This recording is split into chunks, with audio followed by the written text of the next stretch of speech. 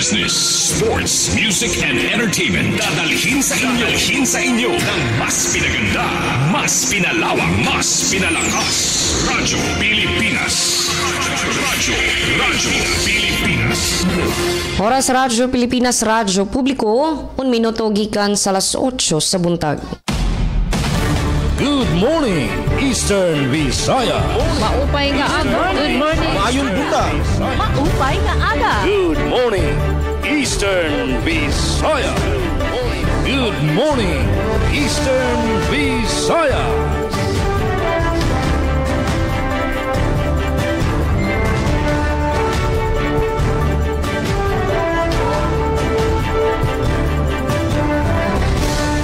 Yes, good morning, mayong buntag.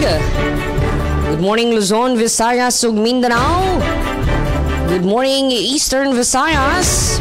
Welcome sa atong linaw sab nga episode nini nga atong programa. Maghatod kaninyo sa mga nag-unang update sa tibuok Region 8. Ang Good Morning, Eastern Visayas. Yes, ngalan sa itong station manager, Sir Dindo Alaras, kini ang inyong alagad sa kahanginan, Dalia Abiera ulit. O ba nato sa Master Control, Kuya Rito Cabales. And of course, ato pod nga makauban ang ato nga mga sister stations. O, ang ato nga Radyo Pilipinas sa Calbayo, DYOG. Ngayon man DYES sa Radyo Pilipinas Borongan. Ngayon man ang atong ka-PCO, o Philippine Information Agency, Northern Samar. Magatod kaninyo sa mga nagunang updates, mga nagunang balita sa tibuok Region 8. O ato day nga ipasabot no nga karong adlaw gikatakda nga mobisita ang ato nga presidente, President Ferdinand Bongbong Marcos Jr. diha sa dakbayan sa Tacloban, particular diha sa ato nga San Juanico Bridge. O pangumustaon na to ang pangumustaon sa presidente. O kining status sa tulay diha sa ato nga San Juanico Bridge. O kumusta na ni unsa nay update? Og aron of course sa mga dugang kining solusyon matagaan og igo nga pondo sa ato nga gobyerno. From time to time ato nga lauman ang update sa ato nga mga kauban. Si Sir Dindo Alaras o si Sir Javic Apiz sa kining pagbisita sa ato nga presidente karong adlaw.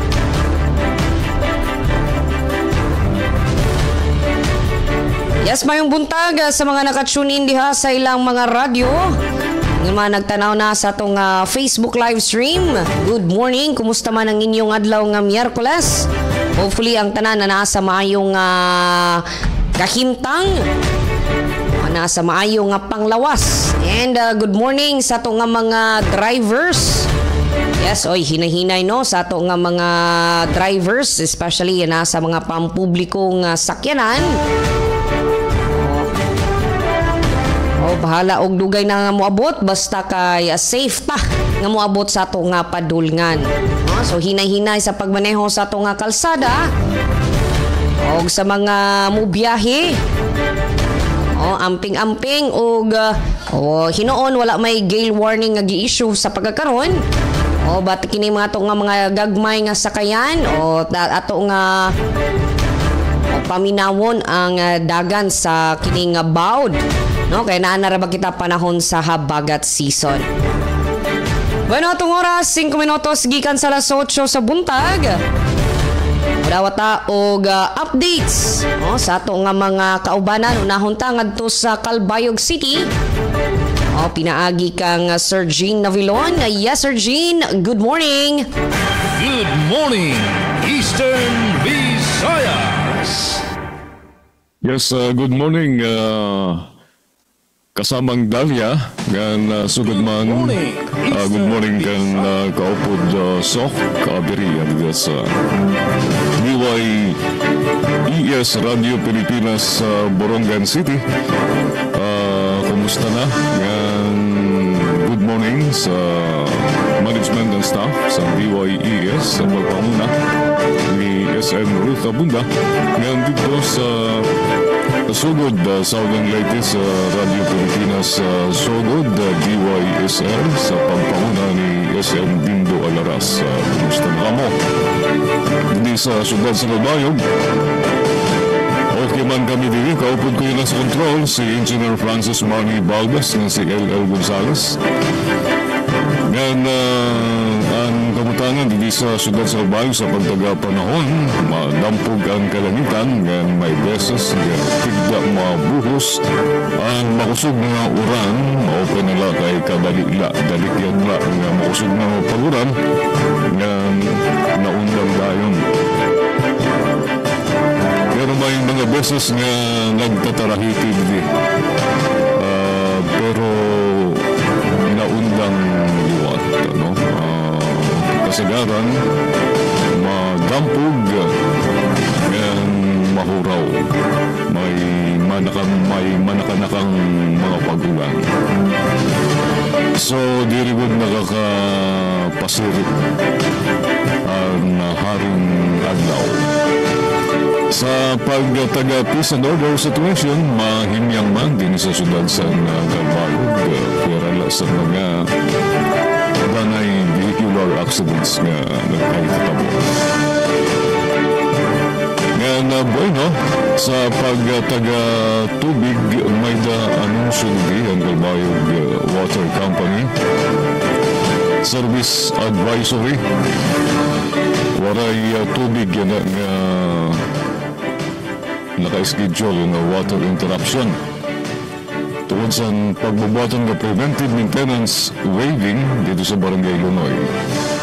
Makaka-experience sin no water ang natanan ng mga konsumidores ng serbisyon sa Calbayog Water District, Calbayog Water Company. Dito sa Barangay Manupalo, amampagang Lunoy, tinambagang Bante, Kamaligis ng Salag. Apektado ng mga lugar, Barangay Manupalo, amampakang Lunoy, tinambagang Bante, Kamaligis ng Salag sa distrito sa Tirabacan. Yan ay nga water interruption na tiabot na Domingo, Hunyo 15, 2025, diyan alas 8 sa naga, nga doon 5 sa kulop.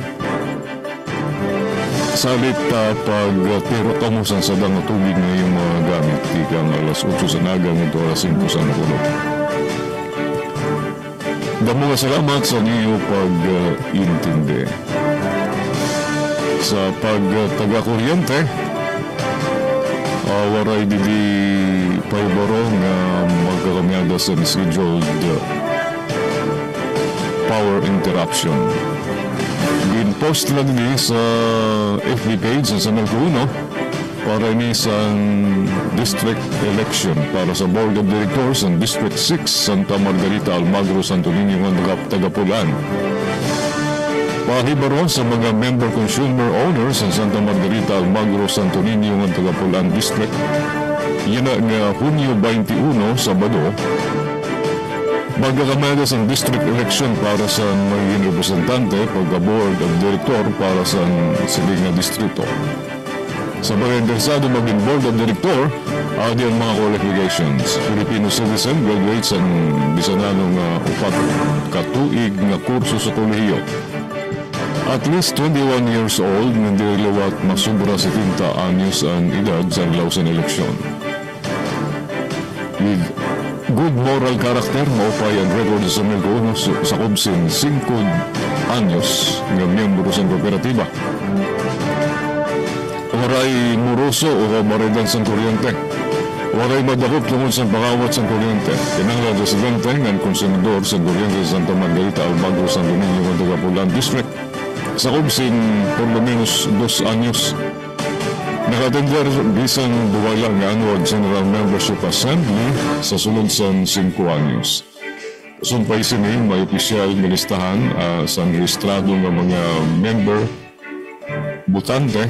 Iniling listahan ang nakapaskil kada barangay nga sa option sa Santa Margarita Almagro Santo Niño ng Tagapulan District. Ang deadline sa pag-file sa sertifiko di kandidatura yan nga adlaw, Hunyo 11 durang isang office hours. Yan, amo ito na pahibaro at bigyan sa Melco 1. Para sa mga balita nga igpapasa niyan Good morning. sa News Bureau sa Good Morning Eastern Visayas sa second half.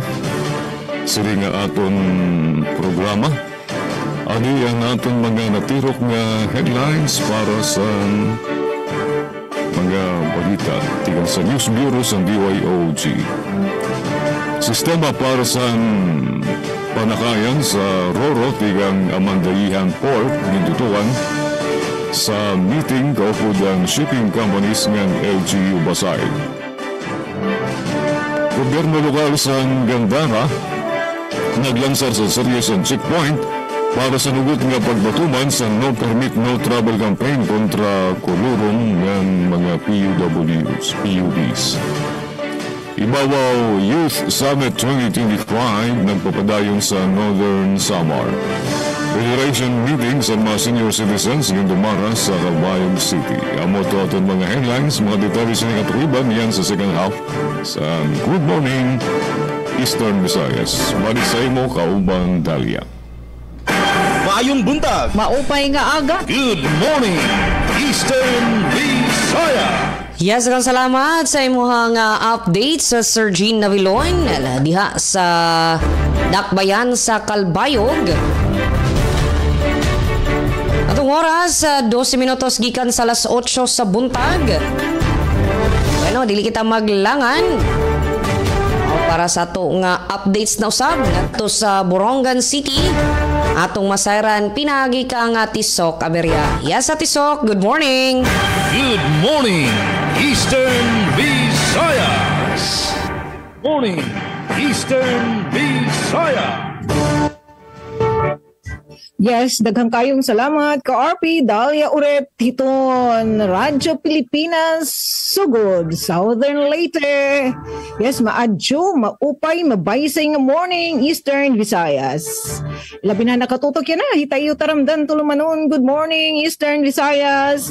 SM Jane mustayu sugad man na natin mga kauban diha sa DYOG kanda kasamang Lawi J and Company. Ang mga kauban taha DYCT sadto. Walitaw sa gadman nga dakan SM Doden Silvestri Alaras. Mustayu SM. Yan, syempre di DYS Radyo Pilipinas Borongan. Yapisok diri nagnanawa kauban natin na pikas lawak kanaman sa partaking engineer Alquin Baldonido bisan kun magpapatron na ira duty lagi hapon ang ngaran itong serbisyo publiko. Yes, naman liwat SM nga super nagpapalanggam Tita Ruth balitawi SM Ruth Abunda. Ngan syempre adton mga arisgaduhan yung mga kauban na production team ng DYS. Nga kundiin adton iran hikay nga mga balita i-share unyang taud-taud. Hadidihaman na siyudad ng Borongan. Uy, nagpapakitang gilas. Diri naman ni Mr. San. Napaubalita arum. Pero balita uhin kalup. Diri tumagya. Kay saringpan pag-asa kinanglan laging handa. Magdarahin panagang kontrahita uran. O di kayahin masira ki Mr. San. So, kinanglan nakatakikit payong kayahin kalup di dihaam. Ihay, danay sugad-sugad bawit na badjuhin talali. Balitaw danay natigda mag-aro magdalagdag pumudasin masulog. Pinapadisan painhin makusagdaman nga rupoy hangin pero maupay nala kay diri daman tag-iha kadsutra tuo pa. Ngan pagtaga kuryente so far so good. Waray abiso hin mga power interruption maliban nala kung may tigda nga mga pagparang pero diretso naman ina-actionan na doon natin mga kapatid, mga kasubong ani sa Melco Particular na aton ira maintenance crew. Lugod as in kudos sa aton mga na-join ng Brigada Eskwela 2025. Lakip na hini aton mga empleyado, linemen, anuhan isamelko na-join kaya hiradidihamon iton Brigada Eskwela. Diri la syudad ng Borongan, dito pa Dolores nga Brigada Eskwela na bulig hira bisang pangani di dahiton OB o Plan Balik Eskwela Inter-Agency Convergence Conference o Meeting. Kudos mga kapatid. Pagtaga tubig naman, maupay-payan na ita serbisyo tubig. Ambot lang ahawin maghinurawin pero na uran nga na idamin masulog. Wala damit nam di awas kay lubog. Itam water district in town, hinukahinit magpapalangga haira, hiluwa ba para magkamay dahil nira infiltration system. Inyo dang lanit nirit pagpapam, kaya in lubog mark pagka in English. Salit adto, bis nga makinis anim kutis, magiging kutis halublaks. Na didiham ka usahiton mga nagpakalinya nga mga aktibidad adun pagsalin urog naman didihiton ika-18 nga charter anniversary celebration yan na in I think alas 8 na aga-aga pa maat alas 6 nagadumara kami didihin clean up drive didihiton naman gimpapabaysay nga mga coastal areas particular na di barangay Alang-alangan barangay Bato nagtatarambayayong adun mga kapatid natin mga warm bodies nga nagpapalangga kan environment pinangunahan ini syempre adto nagtukahan nga buhatanan LGU adto City Environment and Natural Resources Office nga nakasudbong adto mga empleyado kawani han lokal nga pamunuan nga nanhinuman nga karuyag bumulig nga naigol kan Mother Earth. Yes, yadi adton amon mahipapahat nga mga balita ay pagtagapasi orden. Mga magsinugtanan kami, palibasay burunganan. Ako, disiplinado ako. Amon in paninindugan. Ito pa, doing disiplinado, doing the right thing at the right time. Sana nagamit tain ha naglabay nga sige.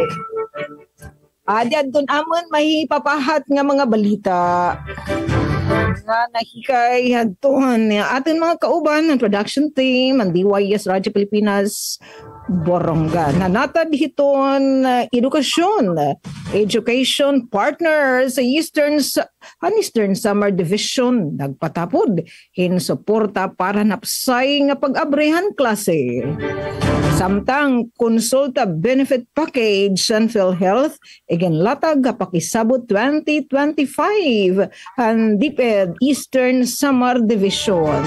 Ito pang kabuhayan job and service fair pagdudumaraon na por luminos 1,500 nga job opportunities adton igino-offer mga trabahoan para di syudadhan Borongan ngan gawas pa ang syudad. Natad naman itong agrikultura upanangging kakabisihan ng Department of Agriculture din haton na riyon Ucho Prime Project Retolling Activity gendumara han Regional Crop Protection Center RCPC and DRFO 8 24 nga data controllers sa rehiyon ang nagpartisipar lakip na hindi diadton mga taga-este. At ang katukiban na nasabi nga mga balita unyang taud-taud dito ang pagbalik ang Good Morning Eastern Visayas sa ikaduhang nga paypay so dihala mo. Morning Eastern Visaya. Yes, Ate Sok, salamat sa mga paso ng impormasyon. Good morning ta sa imong mga kaubanan diha sa DYES Radyo Pilipinas sa Borongan. Yes, ato nga update din sa ato nga probinsya sa Southern Leyte. Kasamtangan nga nakasinati ta og paglamugdong sa ato nga panahon. So, dili na kita bag-o ni ini no. Ato nga lauman nga dunay masinati nga mga pag-uwan tungod lagi nining epekto sa habagat. So, dili malimot sa inyuhang mga payong, raincoats para sa itong mga motorista. Of course, ato nga mga drivers, sa ato nang gikaingon, hinay-hinay sa inyo nga pagmaneho sa sakyanan, especially that dangog ang ato nga mga kalsada. Yes, ato nga peace and order situation. Walay mga dagko nga panghitabo. O nagpabiling peaceful ang ato nga lalawigan sa Southern Leyte. Sa gid ni sa gihatag gimbug ato no atol sa ato nga pag-courtesy call sa ato nga provincial director kagahapong adlaw sa Southern Leyte Police Provincial Office o SLPPO. Pinagi kang Police Colonel Raimundo Graviles. Kasagaran sa mga kining mga crimes no dinhi sa Southern Leyte usually kining wanted person, pagdakop sa wanted person, dunay presence sa illegal drugs o vehicular accidents. Mao gid na kasagaran ang very common insidente for Southern Leyte. Yes, sa today nga gi-encourage ang ato nga mga kaigsuunan, ilabi na tong ato nga mga kandidato ni aging nakalabay nga national and local midterm election. Yes, karong adlaw June 11, 2025 mao ang katapusan nga adlaw sa pag-file sa inyong Statement of Contribution and Expenditures o SOSE. No, so ato nga painomdom sa katong wala pa naka-file sa ilang SOSE.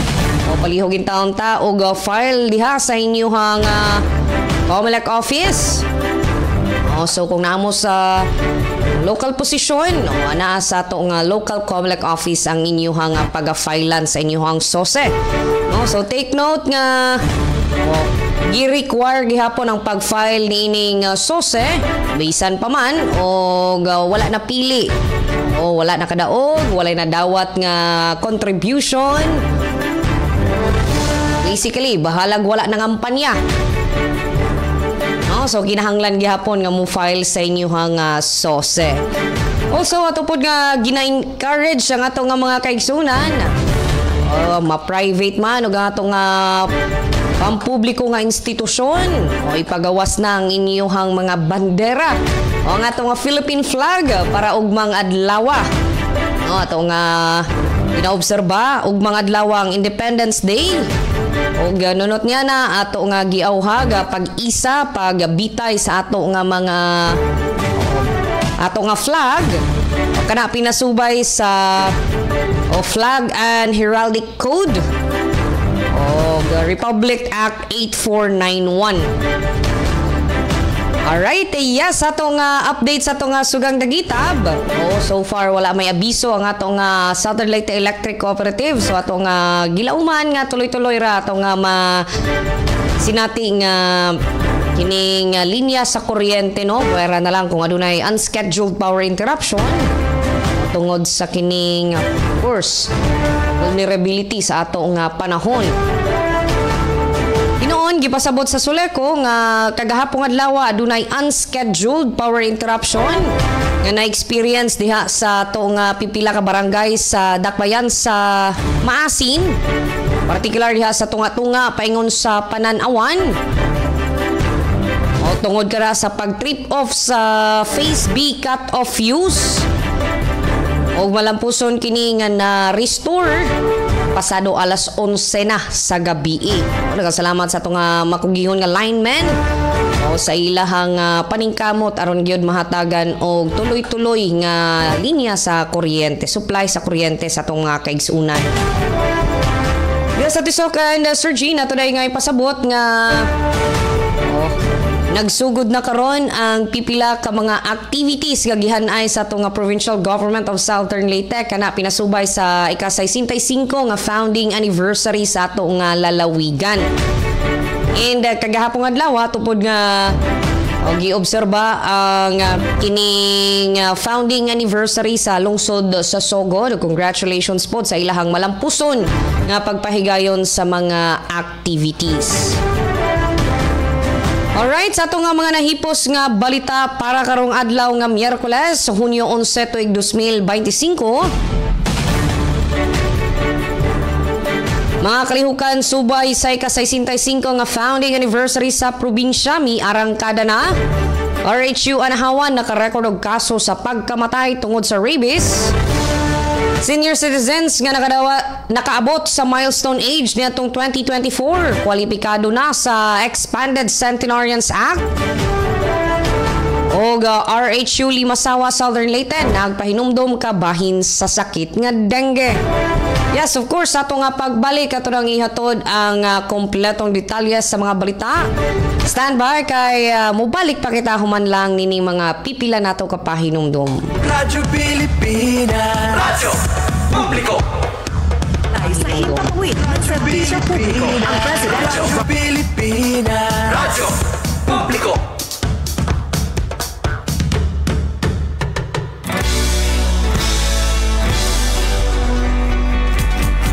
Mahalagang mga balita, napapanahong impormasyon. Kami ang inyong gabay pag may bagyo at sakuna. Serbisyo ng gobyerno kapag may nangangailangan. Mga proyekto ng Pangulo, damang-dama ang pagmamahal niya. Tulay ng mga hinaing, ang problema ng bayan ating lulutasin. Tulay sa himpapawid, tulay ng pagbabago. Radyo Pilipinas, Radyo Publiko, ng bagong Pilipinas. Radyo Publiko, Radyo Pilipinas, Radyo Publiko, ng bagong Pilipino. Mga proyekto ng Pangulo, damang-dama ang pagmamahal niya. Radyo Pilipinas, Radyo Publiko, ang boses ng Pangulo.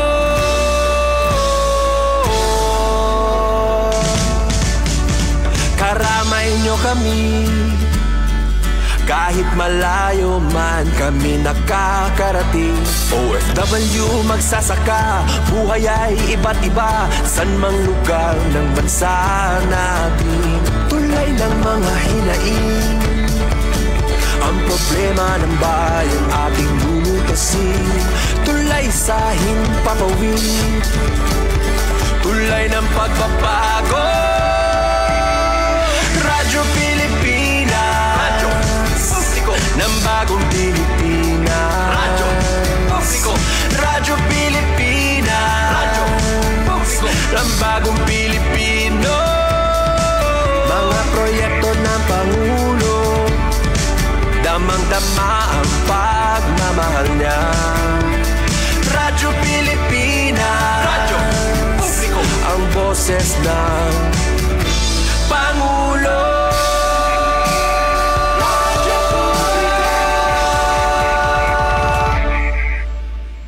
Radyo Pilipinas, Radyo Publiko, Radyo Pilipinas. Stop and Spot. Paano tayo makasisigurong legit ang impormasyong nababasa natin sa social media? Spot the source. Hindi porke nag-viral, totoo. Kaya laging i-fact check ang impormasyong nakuha at tukuyin kung credible ba ang sources ng mga ito. Spot the purpose. Hindi lahat ng nakapost ay may mabuting hangarin. Ang iba ay may intensyong makapanira lamang. Kung sa inyong palagay ay hindi nakatutulong para sa mas nakararami ang impormasyon, huwag na itong i-share para hindi na magdulot pa ng gulo o pagkalito. Spot the ownership. Legit o edit? I-double check kung totoong nanggaling sa mga legit news providers ang impormasyon dahil baka edited lamang ito ng kung sino para magpakalat ng fake news. I-check muna ang kanilang mga official social media platforms para makasiguro. Spot the time.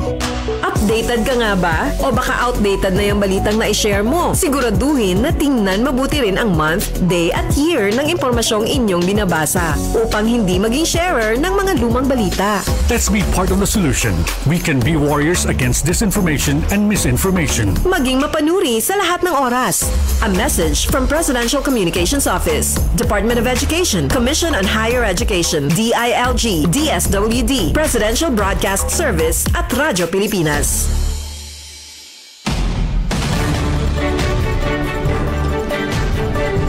And yes, we are back atong oras sa alas 8:30 na sa kabuntagon. Dayon kamong nagpaminaw sa atong nga programa, ang Good Morning Eastern Visayas. Kini lang gyapon ang inyong alagad sa kahanginan, Dalia Abiera ulit. Aba nato sa Master Control, Kuya Rito Cabales, Kuya Junan Tegra, ingon man Engineer Nuki Parado, daghang salamat. Ingon man ang atong sister stations, Radyo Pilipinas sa Calbayog ug Radyo Pilipinas sa Borongan. Uy, good morning deta kang ti Jennifer Gulmatico. Pabati sa mga listeners at viewers. Ingon man kang Franz Navarrete Probe, good morning. O kang Sir Celso Obligado, good morning. Salamat sa inyong kanunay nga pagpaminaw sa atong nga programa. Bueno, ning puntuha to ng Siren ang hingpit nga detalye sa to nga mga nahipos nga balita. Atong dawaton pagbalik sa Calbayog City. Pinagi ni Sir Jean Navilonia. Sir Jean, good morning pagbalik. Good morning, Eastern Visayas. Daghang salamat, Miss Dalia. Sistema para sa panakayan sa Roro, tigang Mandayihan Port, yung tutukan sa meeting obod ng shipping companies ng LGU Basay. Sa detalye din report ni Suset Pretencio.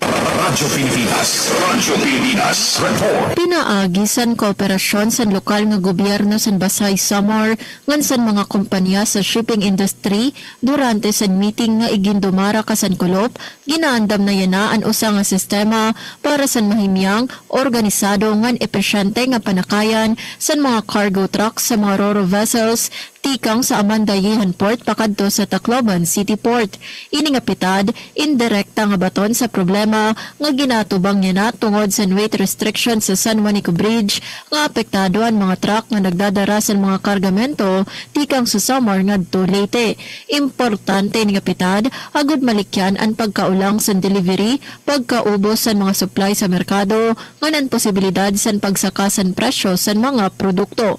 Padayon naman ang koordinasyon sa mga ahensya sa Basay upod ang suporta sa shipping companies para masiguro nga ang transition sa alternatibo nga ruta in magiging hapsay, taluwas nga mahimyang para sa bugos nga rehiyon.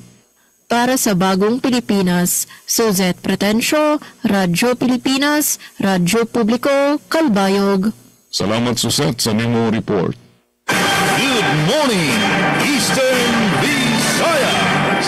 Good morning, Eastern Visayas. Samtang balita nata dan education partners and Eastern Samar Division nagpatapo din suporta para napsay nga pag-abrihan klase. Ang detalye tikang kasamang Daisy Bilizar. Radyo Pilipinas report. Nagin malang puso ng gindumara nga pakisabot o plan balik eskwela kon OBE Interagency Convergence ngan press conference ang Department of Education Schools Division of Eastern Samar Hamilindas Resort and Restaurant Borongan City Kakalop nga adlaw. Ang nasabing aktibidad din pinangunahan ni Schools Division Superintendent Gorgonio Diaz Jr. ngan iba pa nga opisyalis sa division ngan ginpartisiparan han mga hintutungdan nga ahensyan gobyerno ngan mga miyembro han local media.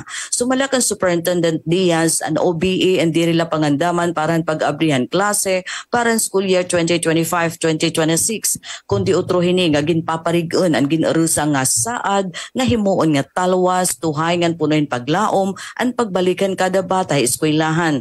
Iyagin pasalamatan ang naging presensya ang Department of Information and Communications Technology, Department of the Interior and Local Government, Department of Health, Department of Social Welfare and Development, Philippine National Police, Department of Trade and Industry, PhilHealth, Philippine Statistics Authority, Bureau of Fire Protection, Department of Public Works and Highways, Armed Forces of the Philippines, Provincial Disaster Risk Reduction and Management Office, Pantawid Pamilyang Pilipino Program, Eastern Samar Electric Cooperative, local media ngan iba pa. Pulong niya pinaagihan pagburublig, sinisiguruhan OBE nga waray estudyante nga hibabayaan nga an kada pakiana in nababaton, ngan kada eskwelahan in andam nga abrihan an portahan para tidaraon nga mga lideres, mga kabataan nga puno hininop nga nagbubuhat. An katitirok indi rila usa nga pagpupulong, kundi ini nagpapakita han ginbuburubligan nga responsibilidad kay ini nga pitad indi diri kaya buhatan ng Department of Education nga nag-uusaan kun ang mga ahensya ay nagkakaurusa, kun ang gobyerno, sosyedad nga pribado nga sektor amay nagbuburublig na langbuan edukasyon sugad man ang nasyon. Nan samtang sigiton pangandaman para nga school year 2025-2026 kintagan hindoon ni Superintendent Diaz nga kinahanglan nga masantop ang rason hini nga katitirok iniin para hitbata nga babae nga naglalakat hinpira ka metro ti pakadto eskwelahan para niya siyahan nga adlaw kindergarten para hinbata nga lalaki nga nagdadarahin bag diri ila sulod in notebook kundi pati ang bugatan paglaom ti kang haniya pamilya para mga estudyante nga may espesyal nga panginahanglan parahan mga adto higrayo nga lugar ngan parahan kabataan ini nga probinsya nga an kabubuwason ina kasalalay kung patiunan o ginbubuhat an aton responsibilidad diana. Ang katitiro kinasaliwat nga importante nga parte ng transparency ngan responsibilidad kumo mga Pilipino. Ngan basarhan datos maabotin sobra 100,000 nga estudyante hanata den Eastern Samar Division ang ginlalauman nga magkakabalik ka eskwelahan hapag abrihan klase yan nga maabot nga Lunes nga adlaw.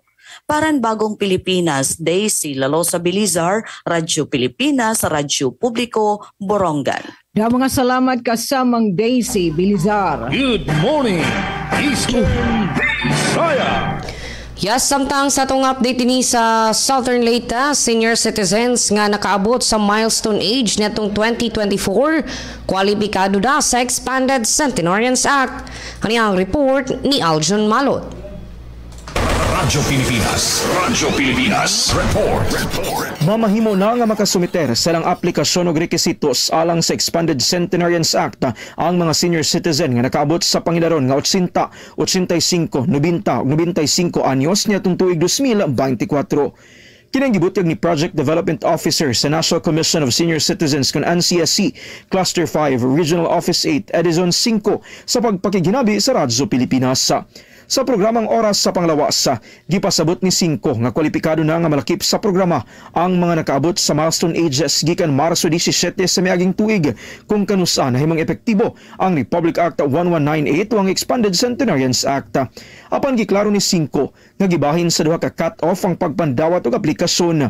Unang cut-off alang sa mga nag-birthday gikan Marso 17 hangtod Hunyo 30. Din gikinahanglan nga masumiter ang mga dokumento sa dili pa matapos ang Hunyo 16 nining tuiga.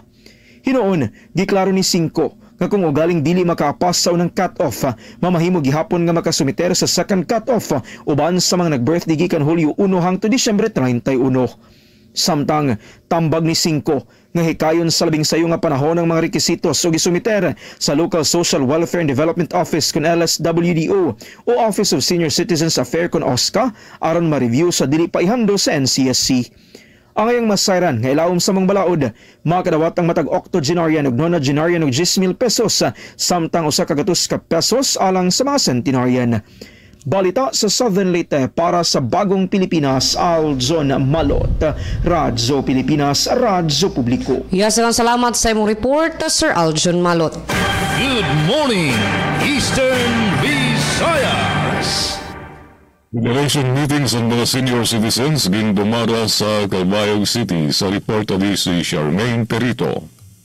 Radyo Pilipinas, report. Duha ka adlaw nga meeting ang ginbuhat sa Senior Citizens Association Federation sa Calbayog para sa mga miyembro tikang sa Tinambakan, Oquendo ug Calbayog District sa syudad sa probinsya San Samar. Sa gindumara nga katitirok, gintagan klaro ang mga isyu ug pakiana sa mga umatender kasampay sa national ug local social pension programs. Naghatag si City Legal Officer Attorney Agustin Avalon sa update parte sa implementing rules and regulations sa lokal nga ordinansa para sa social pension. Nagpahayag sa iya kinadman si Dr. Jaime Roa sa St. Camilo's Hospital parte sa PhilHealth consultation ang iba pang paggiya sa panlawas sa mga senior citizens. Katuyuanan sa katitirok na maghatag klaro ng mga programa para sa mga senior citizens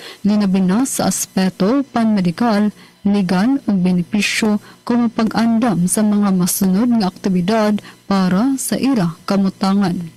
Para sa Bagong Pilipinas, Charmaine Perito, Radyo Pilipinas, Radyo Publiko, Calbayog. Salamat sa nimo report, Kaupod Charm. Good morning, Eastern Visayas. Good morning, Eastern Visayas.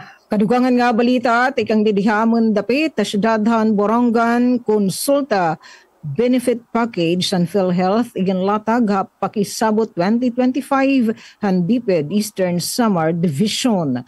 Ang detalye tikang kan kasamang Dayan Camplon. Radyo Pilipinas report. Ang konsulta or konsultasyon sulit at tama benefit package inasahiton flagship program sa Philippine Health Insurance Corporation or PhilHealth. Ini nga bago nga programa han PhilHealth iniginlatag ni Mr. Sherwin Aquino, PhilHealth Eastern Samar Information Officer durante han pakisabot 2025. Ang pagkatitirok han mga taga-suportar o partners han Deputy Eastern Samar Division como preparasyon han balik eskwela. Gindumaray ni kakalop nga adlaw Hunyo 10 ha Melinda's Resort and Restaurant. Sigun ka na Kino, may adatulo nga pwede ma-avail ha ilaram hini nga konsulta package program hanasabing ahensya. Din iniyan masunod. Shanghana Primary Care Services, din sakop hiniadong consultations and case management, assistance in accessing services and partner facilities, screening, and medications. Nansugad man ay 15 nga diagnostic services din sa kopinyaton complete blood count or CBC with platelet count, urinalysis, fecalysis, lipid profile, fasting blood sugar or FBS, oral glucose tolerance test, chest x-ray, ultrasound, mammogram, pap smear, ngan fecal occult blood test ug iba pa. Ngan 21 nga maintenance medications para sa mga common conditions, sugad itong diabetes, hypertension, bronchial asthma, ngan mild infections. Ang konsulta package indak itong benepisyo. Lain-lahan access para han improved health services, makakabulig gihapon din para itong early disease detection. Cost-effective, darang matatatar hinagap itong sakit. Ngan makakatagamtamhin komprehensibo nga serbisyo panlawas, ano sa nga benepisyaryo. May babaroan nga haros kalaman nga bungto Eastern Samar in may ada na accredited consulta facilities, labot na lakad tun bungtong Lorente, Balangkayan, Maslog, Dolores, Sipurlos, ngan Mercedes. Para Habagong Pilipinas, Dayan Camplon, Radyo Pilipinas, Radyo Publiko, Borongan.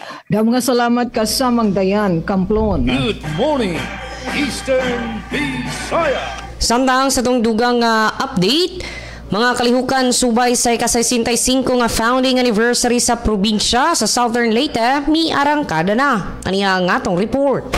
Radyo Pilipinas report. Formal na ang gisugdan ni aging Lunes, Hunyo 9, ang mga kalihukan pinasubay sa ika-65 nga founding anniversary sa lalawigan, kinsa gipangunahan ni Governor Damian Mercado, mga opisyales sa Kapitolyo ug mga empleyado.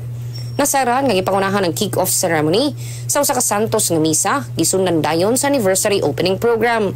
Lakip sa highlight niyadtong adlaw mao ang presentation and official sashing sa mga kandidata mataglungsod sa Miss Southern Leyte 2025. Sa pagkahapon, may arangkada na usab ang nagkadaiyang sports competition nga nagpahinumdum sa kamera dire sa mga atleta gikan sa nagkadaiyang team sama sa Academe, DILG Family, National Agencies, LMP ug Unified.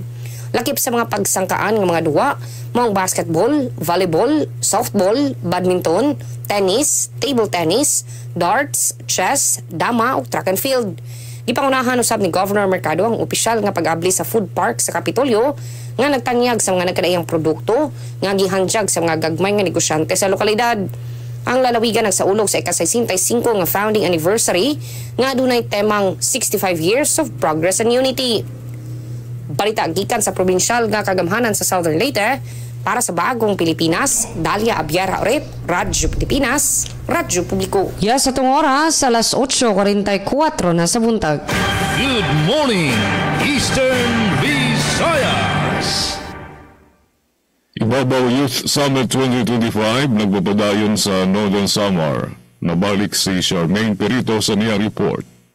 Radyo Pilipinas report. Sa pagpanguna sa gobyerno probinsyal sa Northern Samar, pinaagi sa Provincial Youth Development Office, gindudumara ang Ibabaw Youth Summit 2025 nga may tema Ibabaw Forward, Youth Lead Towards a Sustainable Future. Katuyuanan sa summit nga magkaurusa ang por lo menos 200 nga kabataan nga leader, mga local youth development officers ug mga youth volunteers tikang sa 24 nga bungto sa Northern Samar para maparig-on ang koneksyon, kolaborasyon ug kapasidad sa mga kabataan para sa usa nga mas sustainable nga kabubuhason. Naghatag sa iya mensahe si Emil Ongchuan, usa nga kilala nga kabataan nga negosyante ug naghuman Masters in Public Administration tikang sa Ateneo University. Iya ginpahayag iya personal nga youth leadership journey from potential to power nga naghatag inspirasyon sa mga nag-atender. Bubuhaton ng summit kutob yan na adlaw Miyerkules, Hunyo 11, kundi highlight ang iba-iba nga mga aktibidad sugad sa mas practical nga skills development training, youth leadership sessions, digital literacy, talent showcase, ug civic engagement. Pinaagi sa Ibabaw Youth Summit 2025 ginpaparig-on sa gobyerno ang pagpamatuod nga ang kabataan hindi nila pag-asa ng bayan kundi kasugbong sa pagbuhat importante ng mga pagbabago sa komunidad. Para sa Bagong Pilipinas, Charmaine Perito, Radyo Pilipinas, Radyo Publiko, Calbayog. Salamat sa ARM sa nimo report. Good morning, Eastern Visayas. Morning, Eastern Visayas. Balita natadhan Agrikultura Prime Project Retooling Activity Gindumaran Regional Crop Protection Center RCPC ang DERA08 24 nga data controllers sa rehiyon lakip na din yan tikang Eastern Samar adto nagpartisipar. Gindumaran Prime Project Retooling Activity ang Department of Agriculture Regional Field Office 8 DERA08 ipinagyan Regional Crop Protection Center RCPC ang gimbuhat sa Abuyog Experiment Station na Barangay Balin sa Sayaw, Abuyog, Leyte, naglabayng adlaw. Iginpahig ni Ms. Janina John Lira Information Section Staff ang DRFO8 usapang agrikultura program di danyo estasyon han Martes nga ini nga duha ka adlaw nga retooling activity o pwedeng gindumarang nga mga pinakauring aktibidad han irabuhata naging atenderan hin 24 nga data controllers tikang han unem nga mga probinsya Eastern Visayas. Basikan Ms. Rosas gintalakay adton may kalabutan ng growth stages san humay insect pest identification ug management, konserbasyon na natural enemies nga mga peste, rice diseases nga nan pagmaneho kini ug an mga estratehiyan pagmamanehon mga yatut ug han mga banwa o sighut. Upod pa dinhi ang pag-update ang Prime Collect application o Prime Web application nga adton sampling procedures nga nan proseso han pagkolektan datos. Ginsabi pa ni Brosa sa gimbuhat liwat adton evaluasyon ng abilidad han partisipantes a pagtudlok kan mga peste nga responsable han crop losses ngan gimbuhat pa in post-test ngan post-test og moving assessment. Hini nga training tinambong mantay Regional Executive Director Andrew Oraes kundi ginrekognisar adton importante nga papel han data controllers sa rice production hariyon nga nagsiserbi nga frontliners kumutulay habut nga han mga interbensyon han gobyerno ngadto ha mga lokal nga mga parag-uma partikular an may kalabutan ha pest identification and management dugang pan information section staff and DRFO8 para sa Bagong Pilipinas Sok Aberia Radyo Pilipinas Radyo Publiko Borongan. Good morning, Eastern Visayas. Sa tungdugang pang update, RHU Limasawa, Southern Leyte, nagpahinumdom kabahin sa sakit nga dengue. Ano ang report ni Sir Javic Capiz? Radyo Pilipinas report. Yes, Sir Javic. Aron mapalig-on ang proteksyon batok dengue karong ting-ulan, gilusad karong buwada sa LGU Limasawa, pinaagi sa Rural Health Unit kun RHU ang usa ka information drive campaign alang sa tibok nga isla. Ang kampanya magpahigayon sila og paglibot sa unom ka barangay sa Limasawa, di na mga personnel sa RHU magpahigayon og information dissemination campaign og pag-edukar kabahin sa hustong pagi sa pagpugong sa dengue pinaagi sa 4S strategy. Ang 4S nagpasabot sa search and destroy sa mga lugar nga mahimong pamuy-an sa lamok, self-protection measures sama sa paggamit og mosquito repellent o mosquitiro, seek early consultation kung adunay hinanat sulod sa duha ka adlaw, support fogging og spraying sa mga lugar nga dunay outbreak. Gipasabot sa mga opisyal sa lokal nga pangagamanan nga ang naasoy nga kampanya usa ka preventive measures aron malikayan ang posible nga pagsaka sa kaso sa dengue labi na karon nga nagisugod na ang ting-ulan nga season. Ang mga residente sa mga barangay sa isla sa Limasawa ginasig nga motambong og maminaw sa mga pahimangno sa mga health personnel aron maprotektahan ang ilang kaugalingon ug ang pamilya batok sa dengue. Balita gikan sa lungsod sa Limasawa, probinsya Southern Leyte. Para sa Bagong Pilipinas, Jevic Epis, Radio Pilipinas, Radio Publiko. Yazirang salamat sa imong report, Sir Jevic Epis. Atong oras, 10 minutos sa dili pa mag alas 9 sa buntag. Good morning, Eastern Visayas. Gobyerno lokal sa Gandara naglansar sa Sariesan checkpoint para sa hugot nga pagbatuman sa No Permit No Travel campaign kontra kolorom nga mga PUV sa detalye. Adiyan na report ni Suzette Pretencio. Radyo Pilipinas report. Ginpatuman sa bungtos san Gandara, Samar, ang Municipal Ordinance No. 963-22 pinaagi san hugot nga joint operation san Business Permits and Licensing Office o BPLO kaupod ang PNP Gandara nga ang Treasurer's Office. Sa ilarom san kampanya nga No Permit No Travel, naglansar ang gobyerno lokal san mga serye san checkpoint para dakpon ngan pahimangnuan ang mga kolorom nga mga public utility vehicles tikang sa tricycle, multicab, jeep ngan iba pa. Iningapitad in may dako nga impact sa seguridad kapsay sa biyahe ngan patas nga kompetisyon sa sektor sa transportasyon. Pinaagi sa checkpoint na siguro nga ang mga nag-ooperate nga PUVs in may sakto nga dokumento, bayad sa buhis ngan pasado sa regulasyon para sa kaupayan sa pasahero ngan komunidad. Magpapadayon ini nga serye sa aktibidad para maprotehiran ang legal nga mga drivers ngan transport operators nga nasunod sa bala. Para sa Bagong Pilipinas, Suzette Pretencio, Radyo Pilipinas, Radyo Publiko, Kalbayog. Salamat Suzette sa nimo report. Good morning, Eastern Visayas. Morning, Eastern Visayas. Samtang balita naman, may kalabutan itong mga panarabuhan, job and service fair, pagdudumaraon ng lokal nga pamunuan ng syudadahan Borongan, Porlominos, 1,000 nga job opportunities atong igino-offer mga panarabuan di syudadahan Borongan ngan gawas pa han syudad. Atong LG Borongan in utrohay gayon mag-host hin annual job and service fair pagbubuhatan ini di dahiton Hunyo 16 dito hiton Bigtan, Tabaybay Boulevard. Porlominos 1,000 nga job vacancies adton igino-offer mga panarabahuan di syudadahan Borongan ngan gawas pa han syudad.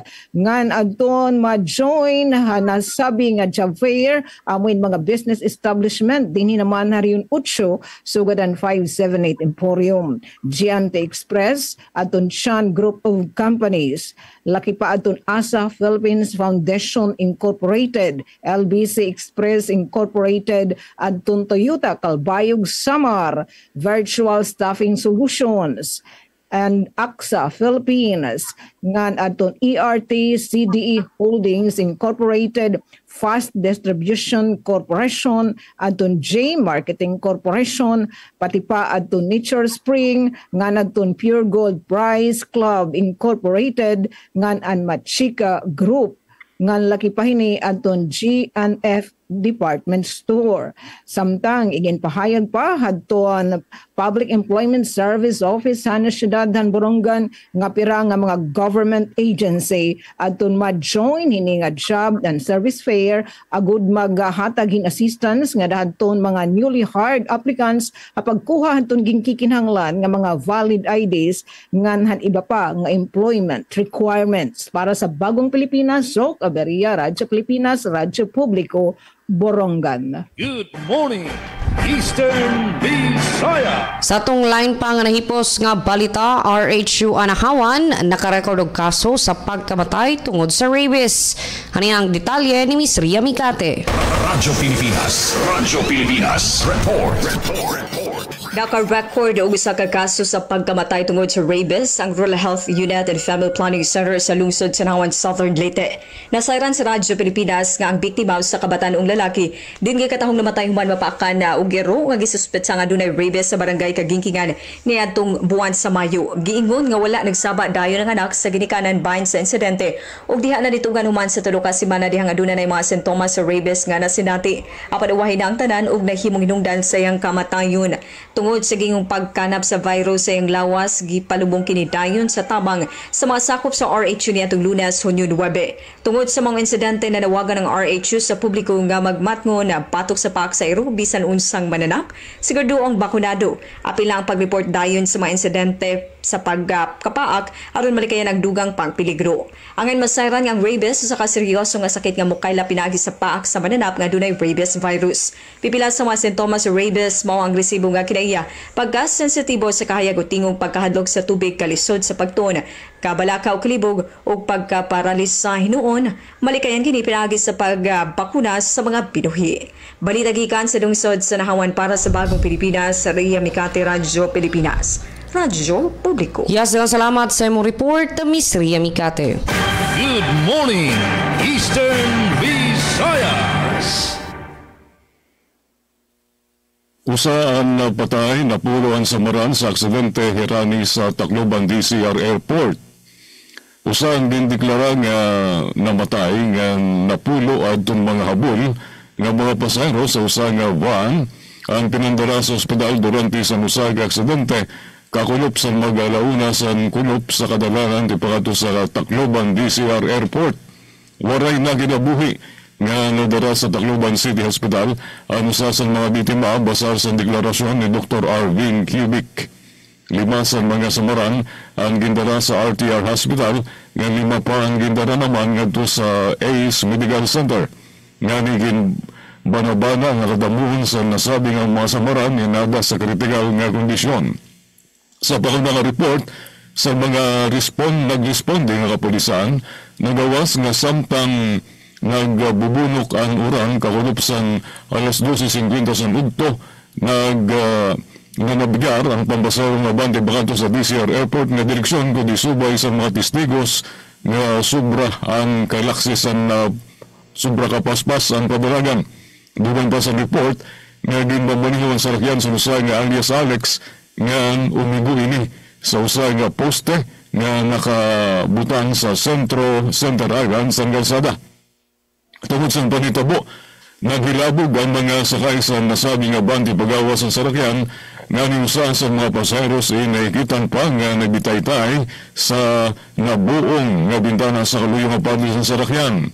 Tulupag nga pasaheros ini ang nailabog manta gawas sa sarakyan nga nusa sini ang nautod ang tiil o sagyap nga minor de edad nga na edad 3 anyos ang sakay sa nasabi nga van. Tugtog sa pagsurata sa mga notisya, ginkukuha pa sa mga otoridad ang ngaran sa mga biktima. Basar sa paunang report, self-accident ang hinungdan sa disgrasya ngantikang sira sa syudad sa Ormoc, ini nga pong pasayro nga van. 2 minutos antes ang alas 9. Good morning, Eastern Visayas. Good morning, Eastern Visayas. Yes, ngan mga ka-RP, Jean Nabilon, SM, ngan kan ka-RP, Dalia Uriti, kami didiha, DYS, Radyo Pilipinas, Borongan, temporaryo na kami nga mananamilit para doon pan Merkules nga edisyon ng Good Morning Eastern Visayas, ang aran po iton, bugos nga DYS Family naman SM, kan Ate Ruth Rivera Abunda, kan Chef Tecudes, kan Kuya Buboy, sugad man na natin ka-partner, didiha Master Control, is Upper Tech Engineer Alquin Baldonido, nga na doon natin mga kauban na DYS Production Team, nga nagkontroberan mga balita, Ate Daisy, Ate Diane, Ate Sok, damo nga salamat. Good morning, Eastern Visayas. Ang sanganan sa mga nakaupod ko sa kontrol, si Engineer Francis Marnie L. Balbas ng Israel Gonzalez. Ng sa mga news contributors, sila Suset ng Charmaine, ini aniyo nakaupod, Gina Bilon, salamat. Good morning, Eastern Visayas. Good morning, Eastern Visayas. Bueno, wala na tayo igong nga oras. Dagang salamat sa inyo nga pag-uban sa ato nga programa. Dagang salamat Sir Jean. Yun man, thank you Ate Sok. O of course, ato nga mga nagkontrobersya lang balita din sa Radyo Pilipinas Sogod. Sir Aljon Malot, Sir Jeffy Capiz, Miss Ria Mikate.